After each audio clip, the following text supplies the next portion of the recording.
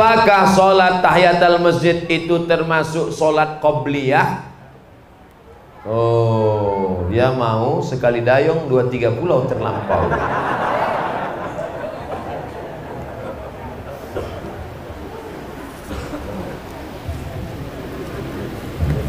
Masuk masjid, tiba-tiba jam dinding masjid itu sudah memberi tanda 2 menit, 2 menit, 2 menit, 2 menit. Kan ada jam yang gitu kan? Tinggal 2 menit, tinggal 2 menit, tinggal 2 menit, kata dia. Kita sholat qobliyah atau tahiyatul masjid? Tahiyatul masjid kalau dilaksanakan tidak dapat qobliyah. Tapi kalau dilaksanakan qobliyah, otomatis dapat tahiyatul. Tapi jangan sering-sering. Jangan gara-gara ini lambat terus. Loh, selama ini ente cepat ke masjid, kok lambat? Kata Ustaz Somad, tunggu aja 2 menit mau koma. Mana tahu. Begitu sudah selesai qobliyah, masih tetap 2 menit, 2 menit. Rupanya jamnya rusak. Rumusnya kalau tahiyatul masjid tidak dapat qobliyah, tapi kalau qobliyah otomatis dapat tahiyatul. Saya nggak ngerti Pak Ustaz. Dalil pengambilan di mana? Idza dakhala ahadukumul masjidah, kalau kamu masuk masjid fala yajlis, jangan duduk, hatta yusolli rak'ataini, salat sunat 2 rakaat. Maka dia waktu masuk itu qobliyah otomatis dapat, karena sebelum duduk dia sudah laksanakan 2 rakaat. Ustadz, apa hukumnya membawa anak balita ke dalam masjid saat sholat berjamaah?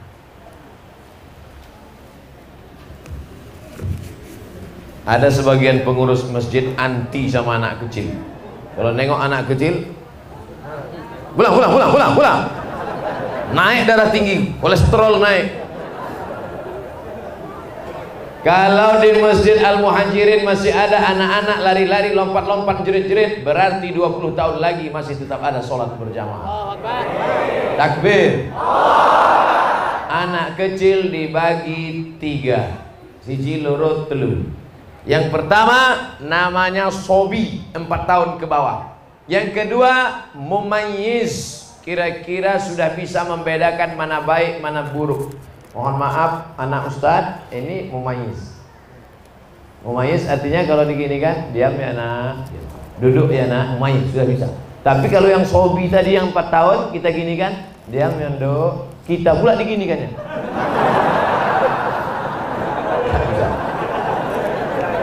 Yang ketiga amrod. Amrod hampir akil balik, jenggot hampir tumbuh, halus-halus. Amrod pakai dal bukan bot. Amrod kalau dot penyakit.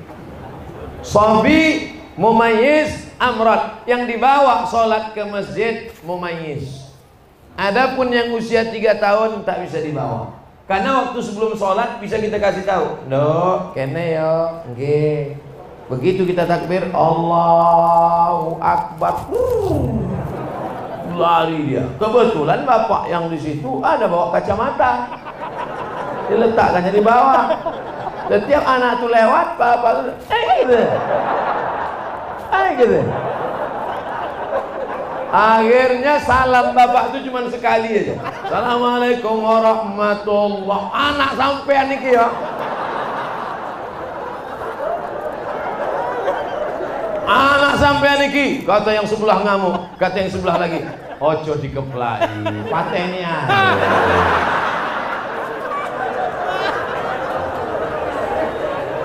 Oleh sebab itu maka yang di bawah itu yang mumayyiz. Saya sudah ceramah 70 menit, anak kita masih serius mendengar ceramah. Mudah-mudahan dijadikan Allah pemimpin lampu. Bayangkan, tahan dia dengar ceramah 70 menit. Kadang orang baru 15 menit. Ya anak kecil tahan 70 menit. Entah karena takut sama saya. Tengoknya suara Ustaz menggelegar. Ini kalau kita ngantuk gawat nih katanya. Rabbana hablana minas sholihin. Jadikan anak-anak kami anak-anak soleh solehah. Ustadz, metode cepat hafal Quran tuh gimana Pak Ustadz? Quran saya yang ingat dulu aja udah hilang.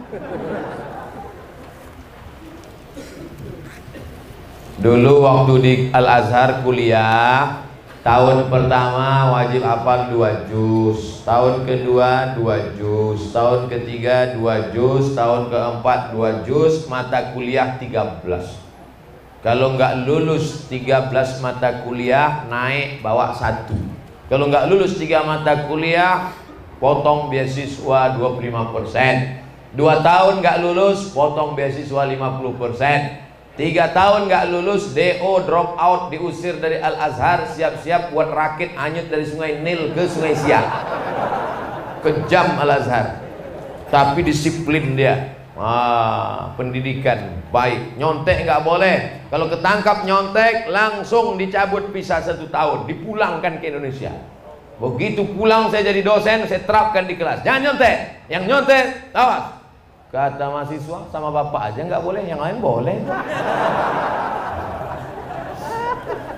Nah, dulu kami menghafal tuh karena takut nggak naik, takut nggak makan, takut nggak beasiswa, takut putus. Sebelum sholat subuh hafal 1 halaman. Sebelum sholat subuh, karena waktu itu kepala masih kosong, memori masih kuat. Sebelum sholat subuh hafal 1 halaman. Nanti diulang pada saat sholat qabliyah. Qabliyah zuhur, sholat zuhur, ba'diyah zuhur, qabliyah asar, qabliyah maghrib, ba'diyah maghrib, qabliyah isya, ba'diyah isya. Diulang dalam sholat. Setelah itu didengarkan ke teman. Hafal sebelum subuh, diulang-ulang dalam sholat, didengarkan ke teman, namanya tasmi'. Bro, coba dengarkan bacaan saya. Yang keempat, ditulis di kertas. Karena sekali menulis di kertas sama dengan mengulang 10 kali. Karena nulis itu pelan. Itu yang kami pakai dulu. Apakah seorang ibu single mom? Ternyata di desa Semulijaya, ibu itu sendiri disebut single mom. Apakah peran seorang single mom untuk menggantikan, memberikan peran seorang ayah kepada putranya Pak Ustadz? Iso apa ora iso? Bisa nggak seorang ibu menggantikan peran seorang ayah? Bisa kan ya? Langsung mereka jawab. Nabi Isa ada nggak ayahnya? Apakah Nabi Isa lalu kemudian nakal dan ketika ditangkap oleh polisi, kenapa kau nakal? Kurang kasih sayang. Nabi Ismail alaihissalam diantarkan Nabi Ibrahim ke kota Makkah al-Mukarramah. Setelah itu Ibrahim pulang ke Palestina. Artinya apa? Perempuan bisa membesarkan anaknya tanpa suami, tapi suami tak bisa membesarkan anaknya tanpa istri. Mana yang lebih hebat, laki-laki apa perempuan? Tengok, ngaku mereka. Tes, habis baterai. Artinya peran ini masing-masing mesti ada, tapi peran anak yang paling lama adalah dengan ibu. Karena dalam perut 9 bulan 10 hari perut siapa? Perut ibu. Yang menyusukan 2 tahun siapa? Ibu. Yang mengeluarkan meregang nyawa sampai dijahit siapa? Ibu. Adapun bapak peluk cium, kasih sayang, suruh ngurang bacaan. Makanya ibu sampai 3 kali ummuka, ummuka, ummuka, abuka. Karena ibu yang mengandung, melahirkan, menyusukan. Yang sempurna dapat kasih sayang ibu, dapat kasih sayang bapak, tapi yang lebih adalah ibu, ibu, ibu. Ini semua yang hebat-hebat ini, bapak bupati, wakil bupati, bapak sekda, alim ulama, semua laki-laki yang hebat ini keluar dari rahim ibu. Betul? Oleh sebab itu maka jangan pernah menyakiti ibu, karena perempuan adalah tempat kita membalas kasih sayang, mengharapkan turunnya rahmat Allah Subhanahu wa ta'ala. Bagaimana hukumnya bila kita ingin merehab masjid? Bagus. Apakah amal jariah yang membangun masjid pertama akan hilang? Ketika Masjid Nabawi tiangnya batang korma, atapnya pelepah korma, dindingnya labin tanah liat yang dijemur kering dicetak 4, direnovasi oleh Sayyidina Utsman bin Affan. Abu Bakar, Umar, Utsman. Utsman merenovasi pertama Masjid Nabawi. Lalu sahabat komplain, bagaimana dengan yang nyumbang tiangnya? Berarti putuslah pahalanya Utsman. Utsman langsung membacakan hadis yang dia pernah dengar dari Nabi SAW. Man bana masjidan, siapa yang bangun masjid, banallah mislahu baitan fil jannah, maka Allah sudah bangunkan untuk dia satu tempat dalam surga. Mana tahu nanti Masjid Al-Muhajirin masyarakatnya melimpah ruah, rumah ripah loh jenawi, tokat dan batu jadi tanaman, melimpah ruah rezeki. Maka nanti masjid ini kita buat menjadi Islamic Center 2 tingkat insyaallah. Amin.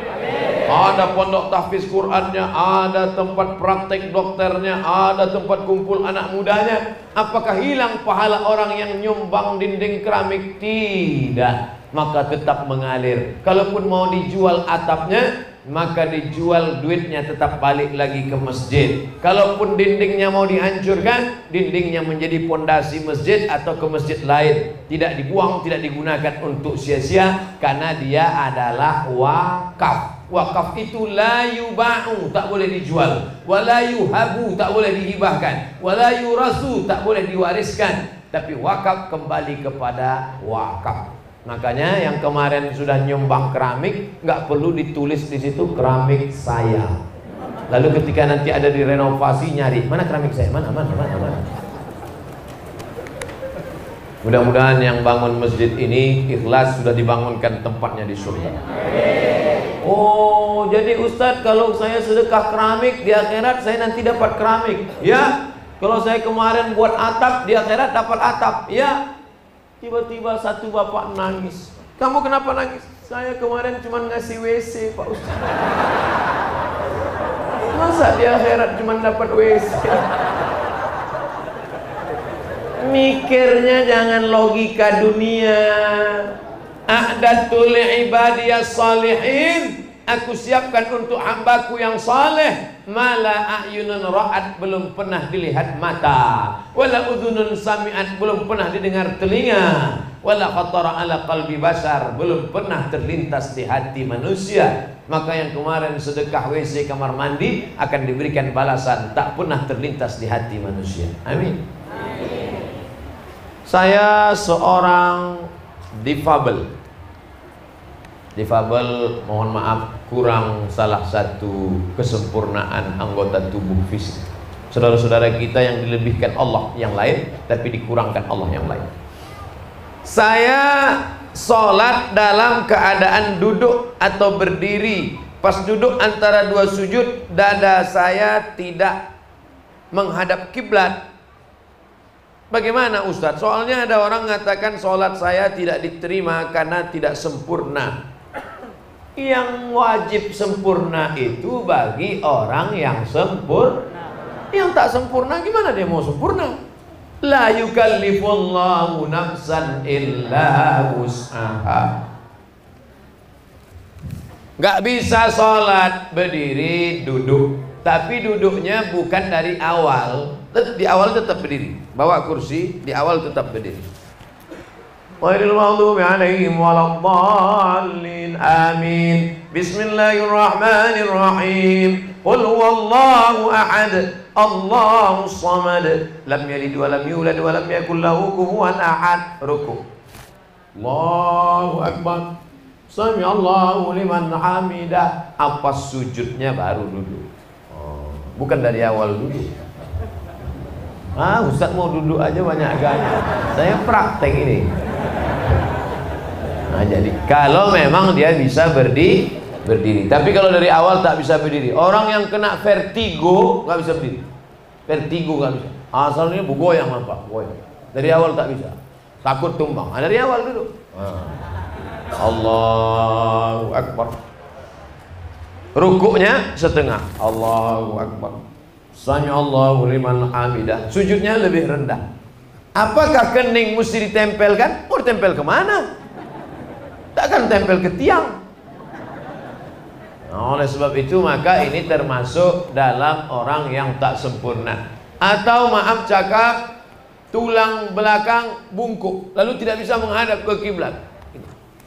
Yang penting arah dia sudah. Fawalli wajhaka syatral masjidil.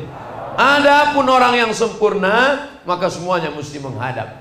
Wajahnya menghadap, dadanya menghadap, matanya ke arah kiblat. Barulah diangkat takbiratul ihram bagi yang sempurna.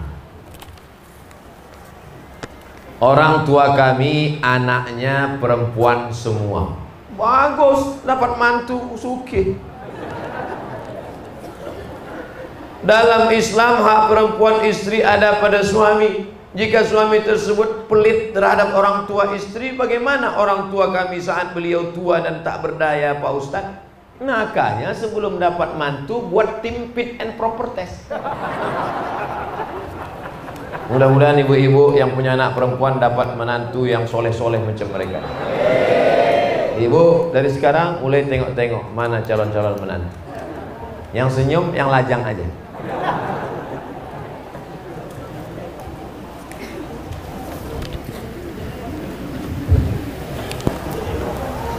Kewajiban laki-laki pada perempuan: kasih makan, kasih pakaian, kasih tempat tinggal, beri pendidikan, beri perhatian. 5. Makan, pakaian, tempat tinggal, pendidikan, perhatian. Laki-laki tidak boleh memberikan zakat pada orang yang wajib dia nafkahi. Tak boleh bapak beri zakat kepada istri. Adinda, ini 3 juta zakat kanda sekaligus belanja 3 bulan. Nggak bisa. Laki-laki tidak boleh memberikan zakat pada mertua. Kenapa? Karena istri, anak, orang tua, mertua wajib dinafkahi. Istri, anak, orang tua, mertua wajib dinafkahi. Beda dengan saudara. Saudara tak wajib dinafkahi, tapi saudara dibantu boleh, dianjurkan. Tapi mertua, orang tua, bagaimana mungkin dia memberi anaknya yang dikandungnya 9 bulan 10 hari, dibesarkannya dengan tetes 10 keringat air mata, setelah anak itu gadis diberikannya kepadamu hanya dengan mahar seperangkat alat sholat dan kitab suci Al-Quran? Kenapa dia beri anak gadisnya? Itu karena dia ikhlas lillahi ta'ala. Oleh sebab itu jangan kalian laki-laki membuat calon-calon ibu ini kehilangan anaknya, tapi justru ibu ini akan berkata, alhamdulillah Ustaz, dulu saya menganggap kalau anak saya dibawa oleh laki-laki ini anak kami hilang, tapi ternyata kami malah dapat 2. Anak kami tetap ada dan menantu kami adalah orang yang luar biasa. Tapi sayangnya itu hanya ada di sinetron saja.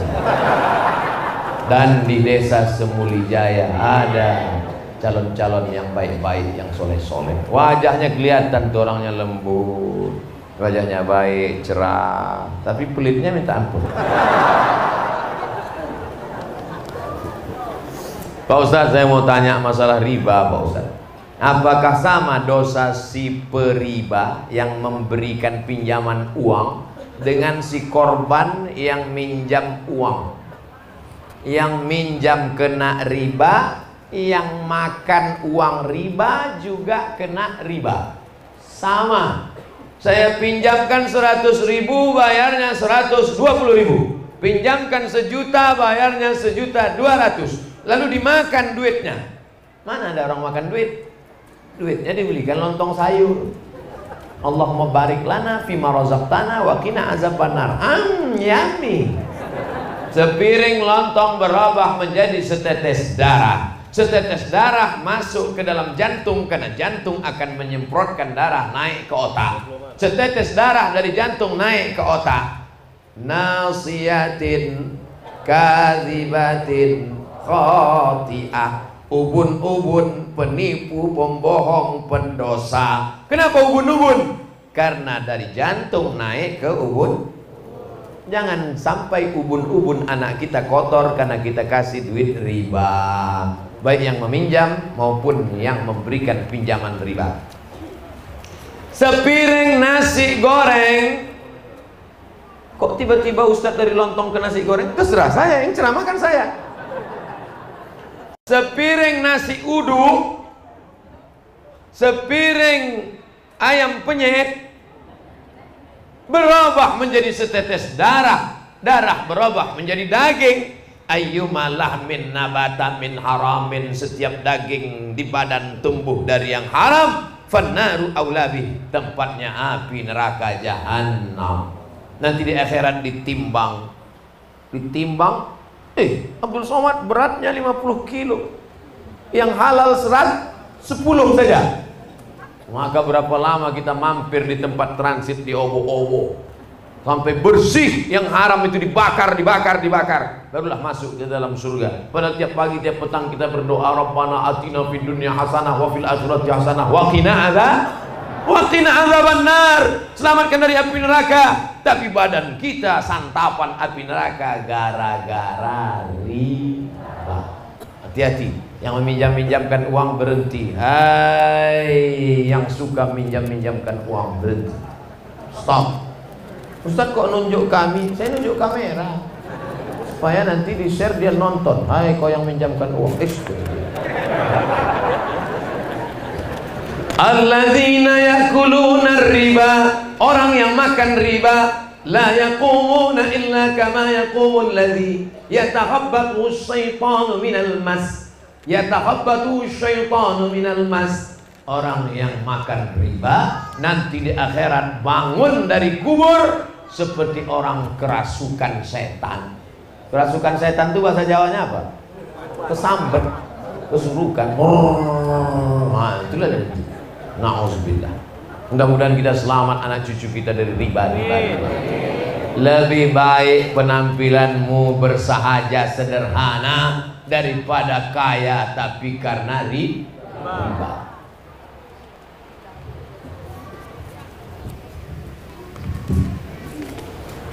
Jamaah Masjid Al-Muhajirin ini orangnya serius-serius. Dari mana Ustaz tahu? Diketik pertanyaannya. Artinya memang niat nuntut ilmu. Diketik dari rumah, di print, dibawa. Bayangkan serius. Bayangkan kalau sudah diketik, di print, enggak saya bacakan. Sumpahnya saya. Mati berdirilah kau Abdul Somad.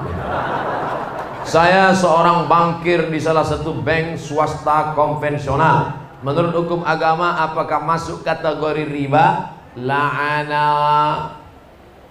La'anallahu akilar riba, Allah melaknat orang yang makan riba. Wa mukilahu, orang yang memberi makan riba. Wa katibahu, pegawai pencatatnya. Wa syahidaihi, 2 orang saksi yang menjadi saksi dalam transaksi riba. Kulluhum sawa, semua mereka sama. Jadi gimana nasib saya Pak Ustadz? Kalau ada kerja lain pindah. Tak ada kerja lain Pak Ustadz, istri hamil tua, rumah belum lunas. Jangan kau lanjutkan, tak sampai hati aku mendengarnya. Boleh kerja di situ sampai dapat kerja yang layak karena hukum darurat. Pilihannya 2, makan babi atau mati. Pilih mana? Pilih makan babi apa mati? Jangan mati, nggak boleh. Pilih babi, ambil kecap, masak babi itu sedikit. Karena kita tidak boleh pilih mati. La tulqu bi aidikum ila tahlukah. Jangan kau jerumuskan dirimu ke dalam kebinasaan. Makan riba, makan babi, sementara datang pisang. Tapi kalau udah datang pisang, tinggalkan babi, makan pisang. Jangan nanti datang kawan bawa pisang, bro, ini ada pisang. Makanlah pisang, enak babi ini.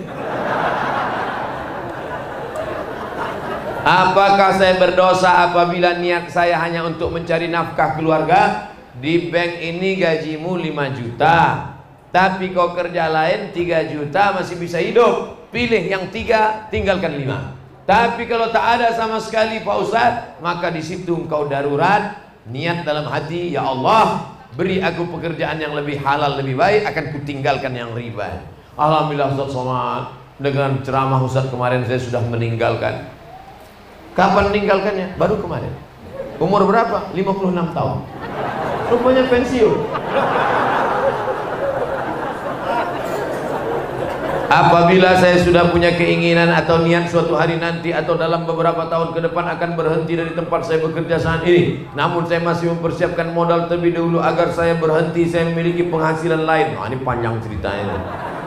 Pokoknya kalau ada kesempatan engkau meninggalkan riba, tinggalkan. Anggap ketika makan itu sama dengan makan babi, maka haram, lepaskan. Kita doakan mudah-mudahan yang terjerat riba dilepaskan Allah Subhanahu wa taala. Apa hukum orang sudah meninggal punya utang di bank? Apakah harus dibayar ahli waris atau dianggap lunas? Sedap kali.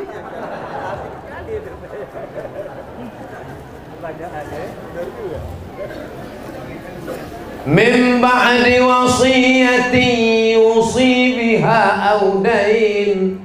Tidak boleh membagi harta warisan sebelum dikeluarkan dua.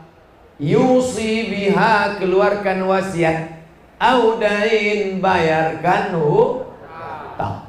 Makanya jangan bangga kalau bapakmu punya harta warisan 1 miliar. Boleh jadi utangnya 1,5. Makanya kita baca, jangan beli ruko ini bermasalah. Karena rupanya dibagi ahli waris tapi dituntut. Bayarkan dulu wasiatnya, keluarkan dulu hutangnya, barulah ahli waris boleh membagi harta warisan. Habis harta warisan, hutangnya masih ada. Siapakah yang membayar? Wajibkah ahli waris? Ahli waris tidak wajib membayar kalau harta si yang meninggal tak ada. Ahli waris tes.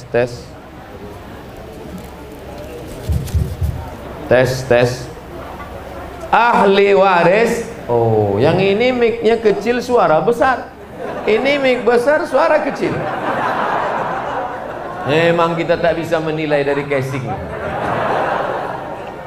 Ahli waris tidak wajib membayarkan hutang dari uang dia pribadi. Tapi kalau dia bayarkan maka baik dan terhitung sebagai sedekah. Wahai anak-anak muda, kalau bapak kalian punya hutang, jual semua asetnya, bayarkan. Setelah selesai masih ada juga lagi, kau tidak wajib membayarkannya. Tapi kalau engkau bantu bayarkan, maka engkau sudah berbuat baik. Dan bapak-bapak jangan kau mati meninggalkan hutang. Utang budi Pak Ustadz, itu lain ceritanya. Pisang emas bawa berlayar, masak sebiji dalam peti. Hutang emas dapat dibayar, hutang budi dibawa mati. Ustadz, saya mau tobat.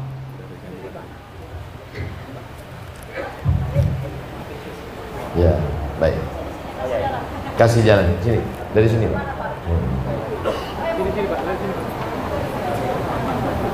Saya mau tobat, mau hijrah, saya mulainya dari mana? Dari kamar mandi. Kenapa taubat itu dari kamar mandi? Mamin muslimin yuznibu zamban, kalau ada orang silap salah berdosa, summa yatatahhar, mandi taubat, summa yusolli rak'ataini, usolli sunnatat taubat rak'ataini lillahi ta'ala, summa yastaghfirullah, kemudian dia minta ampun kepada Allah. Astaghfirullah Rabbal baraya, astaghfirullah minal khataya, astaghfirullah Rabbal baraya, astaghfirullah minal khataya. Usahakan menangis, meneteskan air mata, minta ampun kepada Allah, ikuti pengajian kiai, habaib, alim ulama, tuan-tuan guru. Setelah itu banyak berinfak, bersedekah, sampailah istiqomah mati dalam keadaan husnul khotimah. Apa hak istri terhadap suaminya Pak Ustaz? Ibu punya sawit, amin, Di Desa Semuli tanam sawit, tanam karet apa tanam duit? Sawit. Ada semua. Oke. Ibu punya sawit 2 hektar. Amin. Bapak punya sawit 2 hektar. Apa beda sawit ibu sama sawit bapak? Dalam sawit bapak ada hak ibu, tapi dalam sawit ibu tak ada hak bapak. Setuju? Ibu waktu nikah, ibu punya harta warisan dapat dari ayah ibu, punya ruko 1 tahun disewakan 50 juta. Bapak pun juga waktu nikah begitu. Apa bedanya? Dalam harta bapak ada hak ibu, tapi dalam 50 juta punya ibu tadi, bapak tak punya hak apa-apa. Tapi karena ibu ini cinta mati, apa kata dia? Mas, jangankan yang 50 juta ini, nyawaku kuberikan. Pakailah mas, pakai. Tapi kalau kau macam-macam, jadi laki-laki mesti ngerti bahwa harta dia itu ada nafkah bagi perempuan. Apa hak si ibu dari hak duit bapak tadi? Hak si ibu adalah kewajiban tanggung jawab bapak, kasih mereka makan. Ibu sudah makan? Belum. Yang kedua, kasih mereka pakaian. Ini ibu-ibu ini semuanya sudah dapat hak. Karena banyak di luar sana perempuan tak dapat hak. Ada perempuan tinggi 170 cm dikasih lakinya baju 70 cm. Ada yang belum selesai dijahit diambil saja, resleting belum berpasang. Alhamdulillah ini sudah. Makan, pakaian, tempat tinggal, pendidikan. Aslinya bapak yang mendidik ibu, tapi karena bapak tak sanggup mendidik, bapak panggil guru ngaji untuk mendidik ibu. Cari guru ngajinya perempuan. Yang guru ngaji laki-laki, nanti berdua dia belajar huruf fa. Nah, baru tahu. Makan, pakaian, pendidikan, tempat tinggal, pendidikan, perhatian. Kasih dia perhatian. Mama kok nggak tua-tua? Oh, dia pun melayang kawan. Padahal dalam hati bapak, udah peot.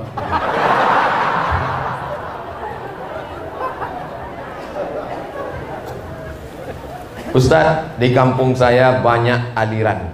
Bagus aliran listrik. Malah yang kita khawatirkan kalau tak ada aliran padam. Saya bingung harus pilih yang mana. Pilihlah aliran Ahlus Sunnah wal Jamaah. Akidahnya Abul Hasan Al-Asy'ari, fikihnya mazhab Syafi'i, tasawufnya Imam Al-Ghazali, tasawuf Sunni bukan falsafi. Itulah yang dituliskan oleh Hadratus Syekh Hasyim Asy'ari dalam kitab namanya Risalah Ahlus Sunnah wal Jamaah. Aqidah Asy'ari, fikih Syafi'i, tasawuf Abul Hasan Asy-Syadzili atau Abu Hamid Al-Ghazali. Yang sholat berjamaah. Mbak Hasyim ketika sedang sakit di Tembuk Ireng, kata santrinya, Mbak sholat di kamar aja di rumah. Apa kata Mbak Hasyim? Waktu itu dia sedang demam.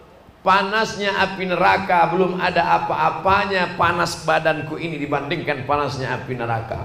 Ahlus Sunnah wal Jamaah. Oleh sebab itu jangan terpukau dengan kehebatan yang disangka karomah, tapi pandanglah bagaimana istiqomahnya melaksanakan sholat berjamaah. Pegang Ahlus Sunnah wal Jamaah.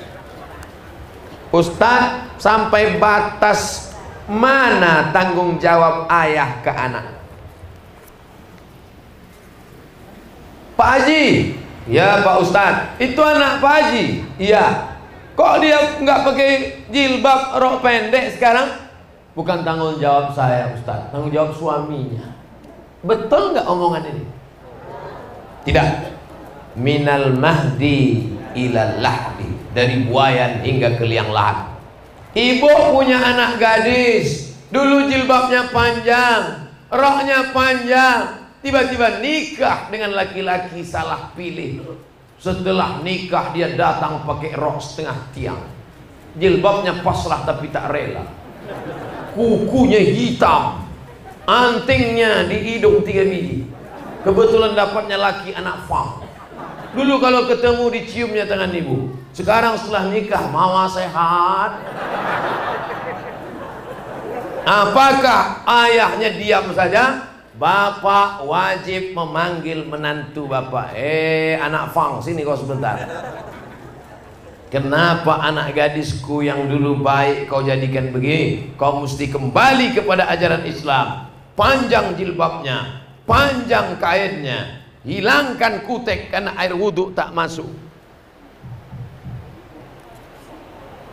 Panjang.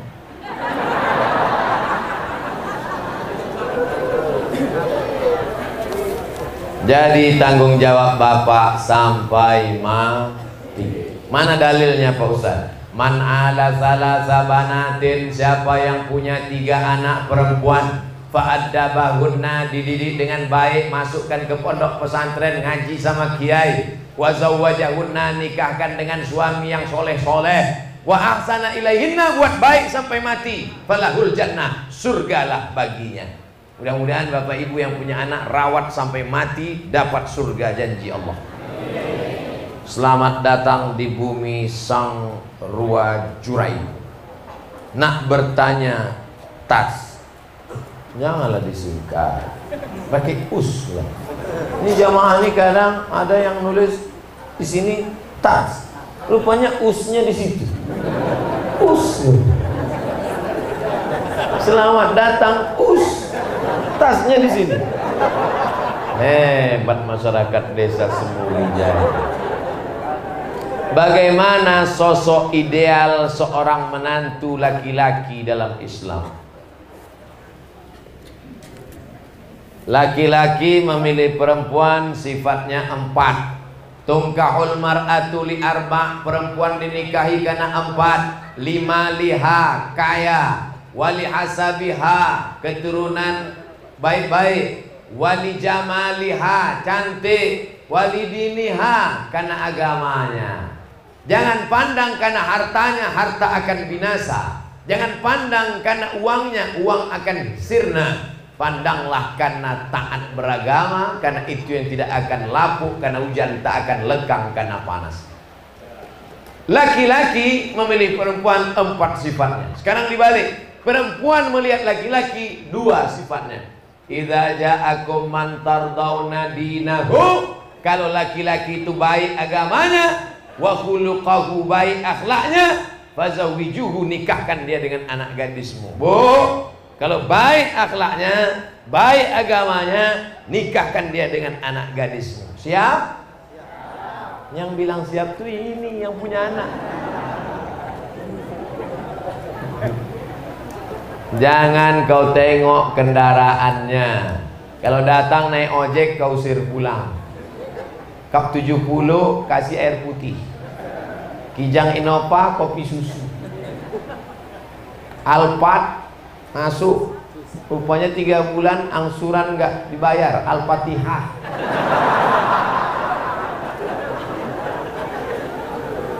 Saya ingin tanya, bagaimana cara bertaubat dari segala dosa yang pernah dilakukan di masa lalu? Kalau dosanya kepada Allah, mandi taubat, sholat sunat taubat. Kalau dosanya kepada manusia, minta maaf. Kalau ada utang piutang, bayar. Kalau ada yang menyakitkan hati, mohon maaf. Nanti kalau saya mohon maaf sama dia, dilemparnya pakai panci Pak Ustadz, pakai rantang pun nggak apa-apa. Yang penting kita sudah minta maaf. Oleh sebab itu maka yang akan datang, wa atbi'is sayyi'atal hasanata tamhuha, beramal soleh, maka dosa-dosa yang lalu mudah-mudahan dihapuskan dengan segala amal ibadah itu insyaallah. At-taibu minadz-dzambi kama la dzambalah, orang yang bertaubat maka seakan-akan dia tak punya dosa. Maka jaga hati, jaga lidah, jaga tangan, jaga pikiran, jaga perbuatan. Allah menjaga kita. Istiqomah sholat berjamaah, ikuti kajian kiai alim ulama, membaca Quran, melazimkan wirid yasin, ikut berjamaah silaturahim, akhirnya kita pun akan mati dalam la ilaha illallah Muhammadur Rasulullah sallallahu alaihi wasallam. Ceramah sudah, jawab pertanyaan sudah. Terakhir mari kita berdoa sama-sama kepada Allah Subhanahu wa taala.